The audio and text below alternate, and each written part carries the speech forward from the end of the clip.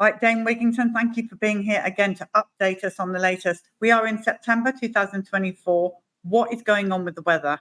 Increasingly, Polly, what we see are ever more extreme temperature whiplash events, surface temperature whiplash events. And we're told by official agencies this is some sort of a symptom of a warming planet.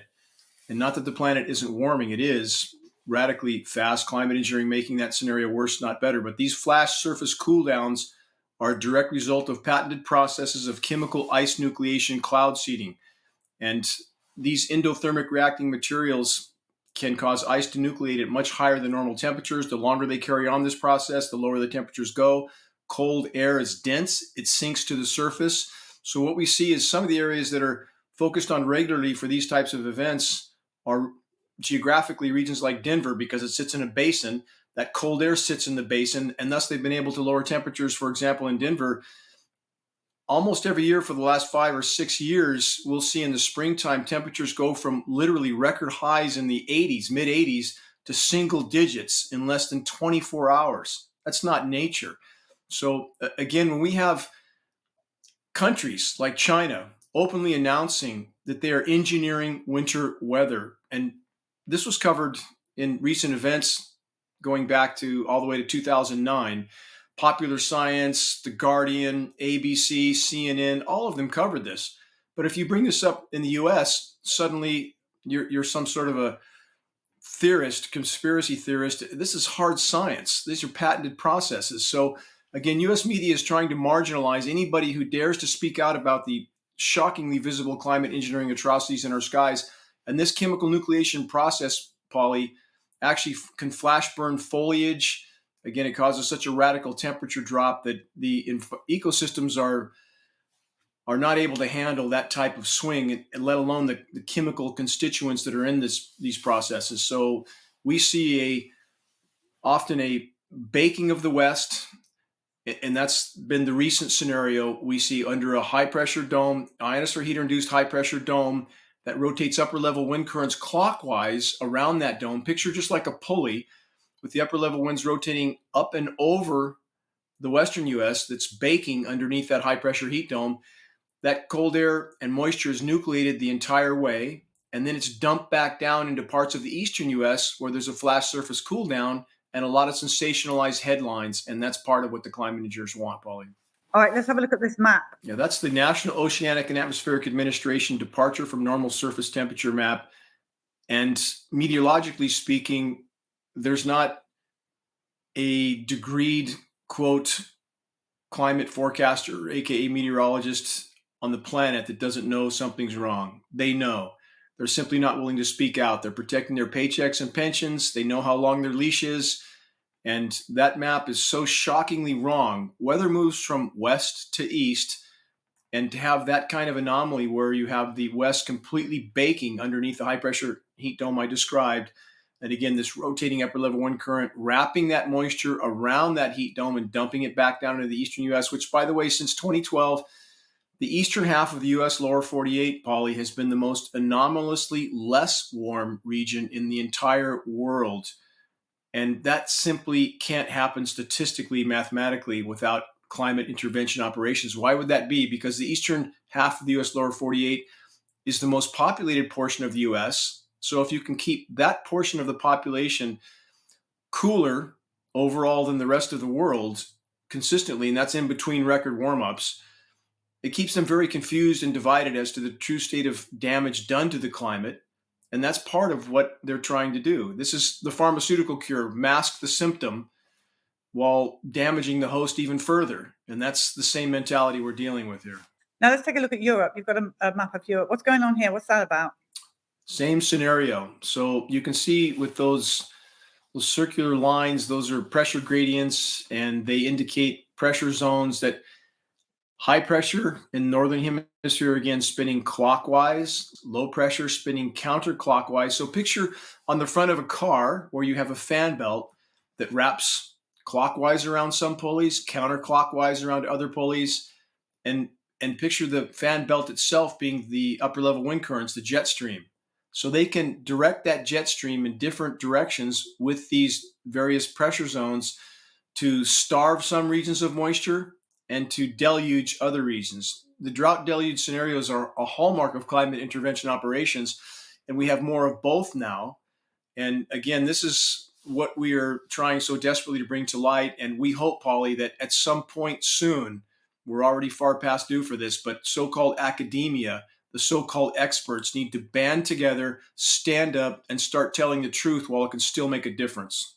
So let's talk about, I mean, I think this leads on to the steering the storm. So we've got this, I don't know, Hurricane Francine coming in soon or whatever, and they're starting to big it up in the press. How can they steer that to where they want it to go? How does it all work? When you saturate a weather system, an atmospheric air mass with electrically conductive nanoparticulates, it makes that air mass much more susceptible to being steered with frequency transmissions. So over land, we have very elaborate frequency transmission networks like the NEXRAD network that clearly is steering cyclonic rotations, aka hurricanes. And if your listeners search geoengineeringwatch.org hurricanes, they would find about a half dozen reports and recordings of this, animations that are painstakingly done that clearly show the steering of these cyclones with the energizing of the frequency transmissions on whatever side they want to push the storm away from. It's very, very clear. Over the ocean, we have what's known as SBX radar, sea-based X-band radar, which is also a transmission facility used to steer weather systems. It looks like a giant golf ball on top of an oil drilling derrick. They're very unique looking weapons of mass destruction is what they truly are. So we can speculate about the agendas and objectives being carried out for steering storms like cyclones. And we do know what some of those agendas and objectives certainly are. When they allow the Gulf of Mexico to produce rotations that are typically, by the way, steered away from the oil infrastructure. That's not just nature's. Nature's sparing the oil infrastructure just to be nice to the oil industry. I mean, what a ridiculous notion. The meteorologists certainly know that something's going on there. But they use these rotations as a moisture pump to put enough moisture in the atmosphere and direct it to certain locations to then chemically nucleate it and cool the surface. So it also is helping to hide the SSTs, that's sea surface temperatures, which are extraordinarily high. Our oceans are absolutely superheating. So we see that as one agenda of the manipulation of the cyclones. They certainly can and are suppressing cyclones in certain instances, and many people might think that's a great thing. When nature's trying to cool itself, when the planet is trying to cool itself, interfering in those systems is not a process that we want to, again, to continue doing. I mean, this is across the board. This is a complete derailment of the planet's life support system. So again, we can speculate on the agendas and objectives. The fact that these storms are being steered, beyond debate. Now, what about global warming or whatever you want to call it? Because it's so, you bring that up at a dinner party or something, and the next minute everybody's fighting. I mean, it is so contentious. I mean, people just, they either say it's complete nonsense and that we're being distracted and we shouldn't be going that way, or is the world really warming up? The more correct scientific term that we're free falling into at this moment, Polly, would be an abrupt climate collapse. We would be lucky if we were only experiencing global warming. Let me back up. And people think that because we know Al Gore has been very hypocritical and is flying to climate events in a private jet, not having solar in his home, and people literally, there's very intelligent people I've spoken to that literally, because of how they feel about Al Gore, they take the opposite position of anything he stated. But here's the bottom line. Was Al Gore wrong about the data he stated? Yes, but in the opposite direction of what most people choose to believe. The conditions we face and will continue to face increasingly on a daily and weekly and monthly basis are exponentially worse than anything Gore has stated. And here's my point with anybody discussing anything about the climate from any direction or any perspective. No discussion is legitimate without addressing climate engineering first and foremost. So back to the chemical cool downs I just mentioned, you have people who try to dispute the planet warming because they look at the sensationalized headlines from these chemical surface cool downs and they present that as proof that there's no warming, which is completely preposterous. That's a sign of climate engineering, not global cooling or coming ice age, as some people try to rant. And what I try to encourage people to do is believe what you see with your own eyes. For example, there's a film online, internationally award-winning film, I don't know, 50 or 60 awards it's won, called Chasing Ice. It's non-political. There's no agendas or objectives. It's film footage of the polar regions with the ice completely disappearing, time-lapse footage over many months and years. And again, if people don't believe what they see with their own eyes, something's wrong. Miami, Florida, spending about $1 billion a year pumping their streets out, trying to keep them dry. Is that a sign of a stable ocean level? No. It's a sign of rising seas. You have South Seas Island with the trees now in the surf line because the ocean has risen that much in those places. And sea level rise, Polly, contrary to what people believe, is not uniform. There's many other varying factors, ocean floor topography, and so forth. So back to climate engineering, in the attempt to mask this from the population, in the attempt to keep the population fighting and divided, as you just so correctly described, they have been able to successfully do this with some of these chemical cool downs and these snows that they create with incredibly extreme conditions. Here's one of the most extreme we know of. Amarillo, Texas, May 1st, 2013 was an all-time record high, 100 degrees on the ground. It snowed the next day. Does anybody really think that that's nature? And it starts snowing at 40 plus degrees. And I think we covered on a past broadcast the cattle that died, 100,000 cattle in South Dakota from a flash snowstorm. And same things happened to Texas, South America. So again, this is climate engineering. So from all sides of the fence, and we have lots of denial to go around on all sides of the fence, climate engineering should be the first and foremost discussion. And the damage done to the planet is very real. People can pretend that it's all this source doing the damage or all that source. It's actually all the above. But the bottom line is, planet is broken, and we are free falling into a planet that will not support life much longer if we continue in this course. And let's make this absolutely clear to the viewers. It's man-made. Absolutely man-made, and that includes climate engineering. So again, I just simply ask people to be logical, rational. The climate doesn't know the difference. The atmosphere doesn't know the difference between a particle from the back of a geoengineering jet, a sprayed dispersion, or a smokestack, or an exhaust pipe, or now we have forests burning up all over the globe. And that's, again, directly connected to climate engineering. And that's something the environmental groups, their ignoring of climate intervention is absolutely criminal. These groups the hypocrisy in these groups is mind-numbing, that they can pretend that these incinerating forests are just a symptom of a uniformly warming planet. Climate engineering is cutting off precipitation to these forests. And we know that because we can see it on satellite imagery. So the laws of physics, Polly, state that the atmosphere holds 7% more moisture for every degree C of warming. It must rain more overall on a warming planet, not less. Based on unfiltered frontline data, it appears we are past 3.5 degrees C from pre-industrial baseline temperatures right now. It's far warmer than what's being disclosed, and they're simply trying to keep populations from panicking until the last possible moment. So we're seeing crop collapse. We're seeing from the destroyed ozone layer, which is also most directly linked to climate engineering and the particulates and the frequency transmissions, we're seeing plankton collapse. Those are and forest collapse as well. And in the case of plankton and forest, those are the two primary oxygen producing mechanisms of the planet. So we see atmospheric oxygen content plummeting. How long can that go on? The forests don't even smell like a forest anymore, Polly, because the trees are not breathing. They're not respirating. Their stomata, their respiratory ports, are closed because of the intense UV and the lower humidities where they've cut off precipitation to these forests. And so you have forests that are literally dormant and dying, not producing oxygen. And we're seeing, again, atmospheric oxygen content statistics that are becoming ever more alarming. How long can this go on? That's my question. How long can it go on? And for those that pretend there's nothing wrong and some election will save us and everything will be set right again, no, that's not how this story is going to end if we stay on this course. Well, that was going to be my next question, is how long have we got if we continue like this? Well, let's look at this again statistically and mathematically.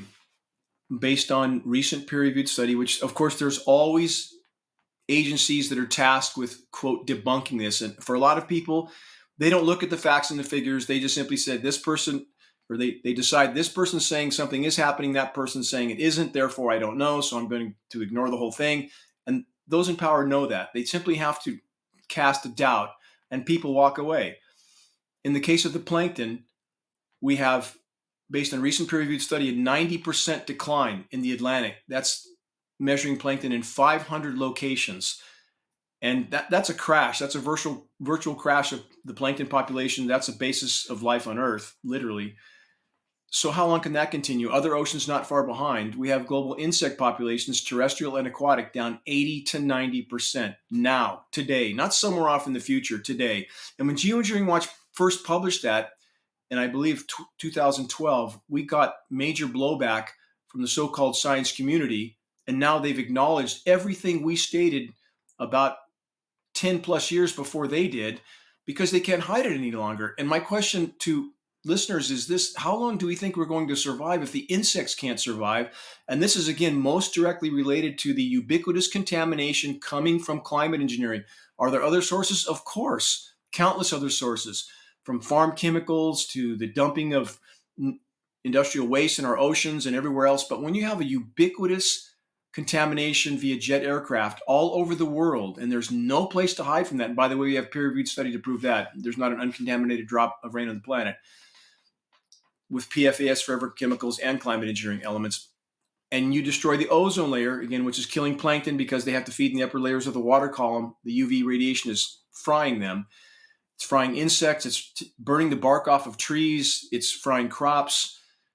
So we have this contamination. We have the ozone layer disintegrating. And we have fisheries collapsing. 90% of global pelagic fish populations are gone. That's the food fish, 90%. Bluefin tuna, I think, is down 98%. We have global wildlife populations down 70% conservatively in the last 40 years alone. Look at all these statistics, and let's look at the overall extinction rate today. 200 to 300 species of plant, animal, and insect are believed to be going extinct every single day at this moment. Many of those species have never even been identified. That's about 15,000 times the background rate. Put all this together, and my question is this: how long does anybody think that can continue? So on a timeline basis, if we remain on this course, Polly, statistically, mathematically, we would be lucky for many, if any, to make the end of this decade. And again, I know that's impossible for people to comprehend. They can't be. Walmart's open. McDonald's is selling Big Macs. How could it be that bad? Again, my point, the climate engineers are doing everything they can, and thus is the power structure as well, to feed normalcy bias until they're ready for this collapse to happen, which will happen at blinding speed. And that normalcy bias includes pumping up the stock market to ridiculous highs. The only thing keeping retirement accounts solvent, the only thing keeping the wheels of industrialized, militarized insanity moving is this fiat money that's printed from thin air to feed people's normalcy bias, because there's people that literally think things can't be that bad because the stock market's high. What kind of indicator of that is that of a planet that supports life? So I would simply, I know this is a rant, forgive me, but I'm imploring people to please clear the lens through which you see the world, look at the wider horizon, and how long do you think we can possibly survive with all these environmental factors completely collapsing? That's the bottom line. That's the end of the road. We can't ignore that. But I know people watching are going to say, okay, Dane, I get it. I believe you. I'm going to follow you. What can we do? That's where it's imperative for all of us to polish our philosophy and our faith. Why are we here? Are we here to ensure that we can spend our retirement years going to Disney World and golfing? Is that why we're here? I would argue no. That's not a purposeful life to me. A life of meaning and a life of solace is knowing that you're engaged for the fight for the common good, for everything that matters, for the entire web of life, no matter how long the odds are against that. And that's the only true solace I've ever been able to find. So if everyone focused properly on priorities, i.e. the biggest hole in the bottom of the boat, which is what's happening in our skies at this moment. Short of nuclear cataclysm, this is the greatest and most immediate threat we face, contaminating every breath we take, every fundamental pillar of the planet's life support systems, all being decimated. If we don't deal with that, we're done. So I would argue the way forward in this battle, the only way forward, is to reach a critical mass of awareness so that populations around the globe understand, Polly, that we're fighting for our lives right here, right now. And only with that kind of shockwave, with that kind of true awakening, and again, that awakening means a sense of responsibility as well, not just knowing something's going on, but knowing that all of us have a part in this play.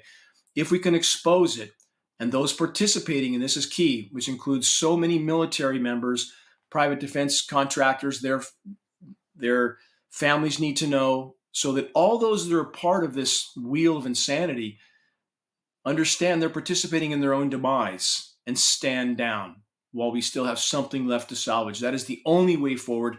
Lawsuits, as we already know at geoengineeringwatch.org, the system will side with its own. It did.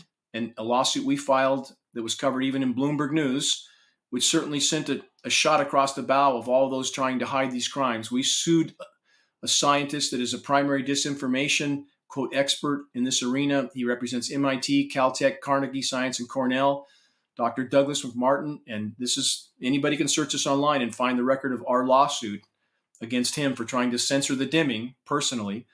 And although the system sided with him, they sided with this individual despite what he did was out of pure malice because they considered me a public figure. Is that a reason for someone not to be responsible for their actions, for censoring something from the population?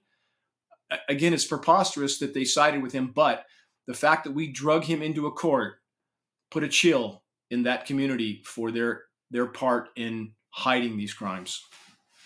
Dane, thank you for this extremely important warning for our viewers this week. We appreciate you updating us, and we hope you come back soon and update us more. Thank you, Paulie. And I encourage listeners, again, we do at geoengineeringwatch.org a commercial-free, non-political broadcast, global alert news every week. That's 55 minutes of the hardest hitting updated news as well, that they can get an update there. And I'm very, very grateful to Children's Health Defense, to you, to your whole team for helping us to bring this issue to light on which everything else depends. If we don't deal with this, all other causes and concerns will soon be moot. And they can, in addition to these toxic elements that I've outlined, they can use these spraying platforms to disperse pathogens as well. We have 400 plus level 4 biolabs around the globe. They're engineering something. What are they engineering and why? And what's to stop them from dispersing whatever they engineer into our skies and triggering any type of pandemic they choose to trigger? So again, thank you for you and CHD. Thank you for your help with trying to expose what we cannot hide from, what's taking place in our skies. Thank you, Dane.